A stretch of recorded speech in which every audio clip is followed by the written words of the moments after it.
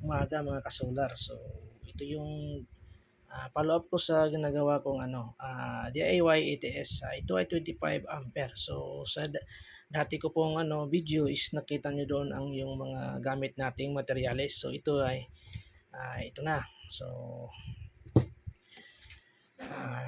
ngayon itong LBD. So ang function nito is hindi po LBD, is para po sa HBD. So mayroon doon sa ilalim na relay.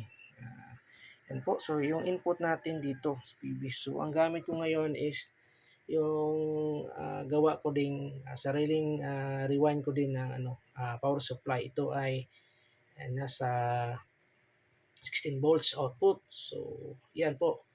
So yan ang gamit ko. So yan po makikita nyo is 13. So wala tayong load. So wala siya nag-charge kasi wala ako po ditong available na battery. So ayan. So ito yung output ng battery.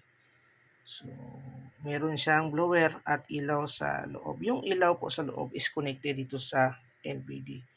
Once na mag HBD na siya, automatic yung ilaw sa loob mamamatay po din po. So yung naman is nilagyan ko ng switch yung blower natin kasi pag salpak mo doon sa pag install mo, kailangan pang i-adjust yan. Kung mari yung gamit yung panel is 500 watts, alam naman natin yung panel is 500 watts is nasa 43 to 47 volts. So kailangan yung i-adjust dito. Meron akong binutasan dito, yung po nakita sa loob yung trimmer. So yun po sa atin kung i-adjust. So bago nyo i-on tong blower is adjust muna yung kung kayo naman ay 24 volt setup is kailangan ito ng yung gamit yung blower is 24. Kung wala kayo makitang 24 is gamitan nyo po ng back con na yung ganito po yung itsura para po magamit niyo doon sa 12 volts. So ayan, so naman yan, 13 volts. So pasok yan dito sa blower natin. So yan po, may blower na. So yung blower natin is connected yan kang kang panel. So makikita nyo, patayin ko si panel. So ibig sabihin gabi na. Yan. Trip po yan. Pero yung LBD, mapansin nyo namamatay kasi wala akong battery. Pero kung meron akong battery dyan, gagana din yan. Meron niyang power. So yung lang natin is blower, wala po yung wala po yung cooling fan, wala po yung connected doon sa battery. Kahit may battery yan, hindi yan naandar kasi meron niyang nakalagay na meron niyang nakalagay na diode. So yan po. So yan, buksan natin para po makikita nyo sa loob. So ayan, sandali lang po mga kasolar. So yan po kasolar, bukas na po. Yan po ang laman sa loob. Yan yung gamit natin. Ito yung gamit nating back converter. Nasa 500 to 600 plus po ito. So yun po yung relay natin sa loob. Yan 5 pin.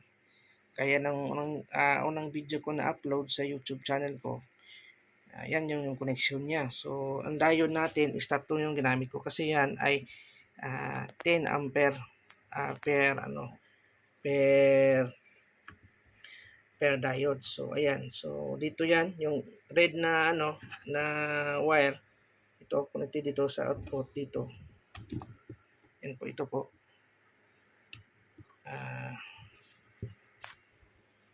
Yan po, ito punta yan sa blower. So wala po yang lalabas na galing sa battery na power. Yan po yung laman. So yan, so makikita nyo dyan. Yan po. So susunod ko po yung diagram natin. So yan po mga kasolar. So makikita nyo dyan, yan 12.50 volts yung output natin sa ating gawang ano. So po yan po. So yan yung sa ano sa output natin diyan is 12.40. So ayan na. Ito yung function ng ano ang ating ginawa natin.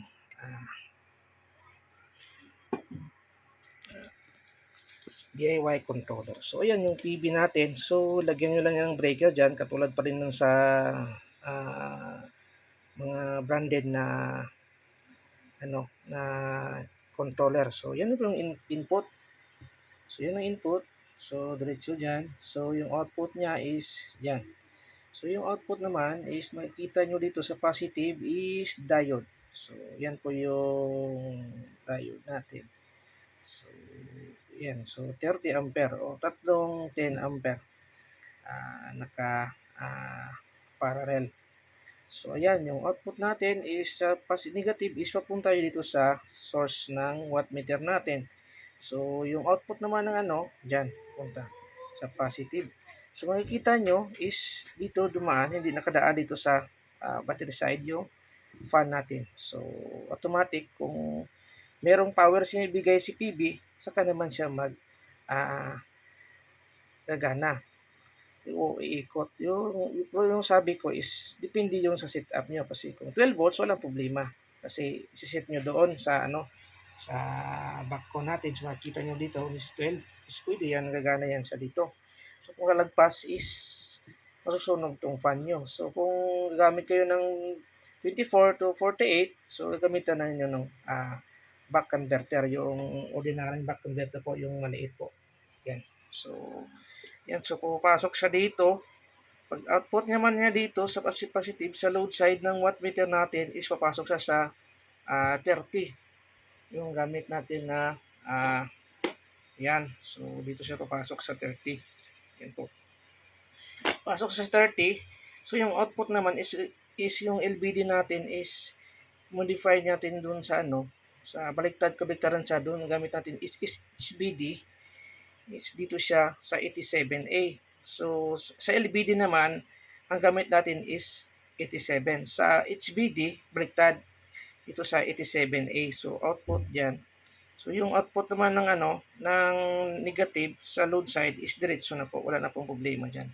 So need nyo lang i-setting doon sa LBD module to HBD para po i-cut niya. Yung cut niya, yung dito output sa output po ng load side ng wattmeter. So, kasi kung dito ni output, yung nakaraan na ginawa ko is ano, merong nung tinatawag na ano, yung tawag doon, parang yung load niya, yung bigla yung spark niya, magkakaroon ng ano, carbon. So mawawala yung contact or either parang nag siya winilding o naka-spot welding. So mas maganda kung dito nyo i-cut kasi hindi masyadong malaki yung ampere, kasi kung dito full talaga, dito talaga galing yung ampere. So mas mataas siya. So ayan po mga ka-solar. So yan, i-post nyo lang tapos i-screenshot. So save nyo na-save nyo na yung yung schematic diagram natin. So yan po, maraming salamat. Paki-subscribe po sa ko po sa YouTube channel para po sa mga kung meron akong bagong naman DIY is makikita nyo po doon sa channel ko. Tapos pag na-upload na po. Sige po, maraming salamat.